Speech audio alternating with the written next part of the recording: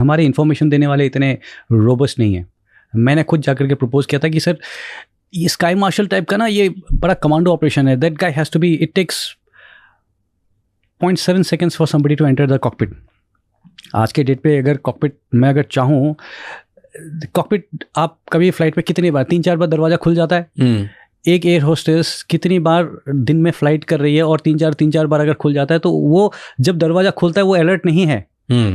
और उस समय अगर धक्का दे करके कोई, वी हैड वीडियोस टेस्टेड कि 0.7 सेकंड के अंदर बंदा अंदर घुस गया कॉकपिट के अंदर और दरवाजा अगर लॉक कर दिया, even with a sky marshal aircraft के अंदर वो कुछ नहीं कर सकता क्योंकि वो बुलेट प्रूफ डोर है। आज के डेट पे अगर 9/11 में हाईजैकर्स फ्लाई करना सीख करके आकर के आज अगर हाईजैक कर तब किया था उन्होंने 9/11 में 2001, आज के डेट पे सोचना कि वो तैयारी कम करके आएगा गलत होगा ना। तो he will know how to fly an aircraft. वो आएगा, ही गेट्स इनसाइड, उसके बाद आपके जितने स्काई मार्शल है पूरे एयरक्राफ्ट भी अगर आपके स्काई मार्शल है वो कुछ नहीं कर सकते, because he just shoots off knocks off the pilot and उसको डाइवर्ट करके आप ले आइए, पार्लियामेंट में अटैक कीजिए, राष्ट्रपति भवन में अटैक कीजिए, कहीं भी आप कीजिए, कोई नहीं है आपके बीच में।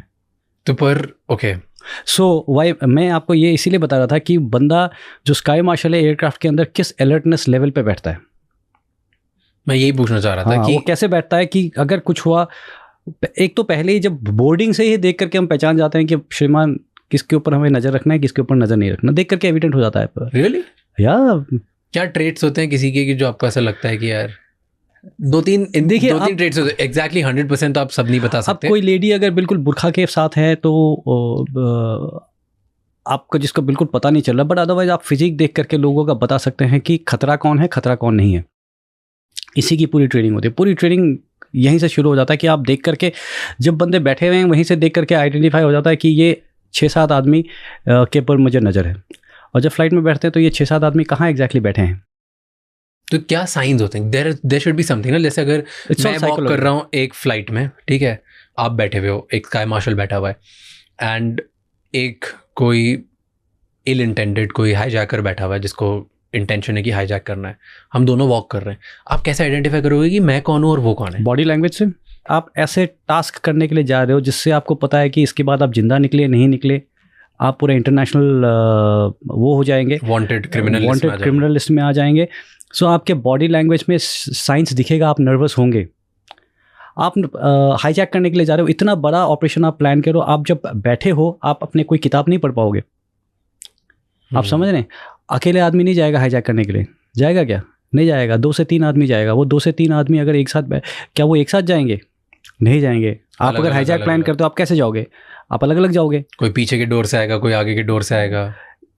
आप जब बैठे होगे, मैं तो तब से कह रहा हूँ जब आप बैठे हैं उसमें गेट के ऊपर, तो आप अलग अलग बैठोगे। तो सबसे पहला चीज़ अकेला अकेला है। दूसरा चीज़, आप एक दूसरे को देख करके बीच बीच में नज़र शेयर करोगे कि भाई सब रेडी हैं कि नहीं। These are things that you have to, एक दूसरे को आप देख रहे हो या कुछ और करने की कोशिश करो, थोड़ा सा आपको नर्वसनेस तो होगा ही, आप हल्का सा नर्वसनेस होगा। आपका बॉडी लैंग्वेज, आप इतने तो फिट होंगे कि आप मतलब जा करके किसी को गिरा सको, दबोच सको, किसी से पिस्टल छीन करके उसको पकड़ सको, है कि नहीं? तो these are all things जो हम fitness, nervousness, sweat, eye contact with other people, not knowing कि क्या करना है क्या नहीं करना, स्कैनिंग द होल फ्लाइट। और आपको भी पता है वहाँ पे स्काई मार्शल है, तो आप भी कोशिश कर रहे होंगे कि मैं ढूंढ लूँ। तो 60 to 70% फ्लाइट्स में हमारे स्काई मार्शल्स हैं एंड वो कहीं ना कहीं कामोफ्लाज होके प्रॉपरली बस बैठे हुए, हमें पता भी नहीं चलता। हमारी पूरी ट्रेनिंग ऐसी होती थी कि किसी को पता ना चले। मैं खुद गया हूँ और मेरे फोटोग्राफ्स हैं तब के ज़माने के, और नोबडी कैन मेक आउट मैं क्या था और कैसे गया हूँ।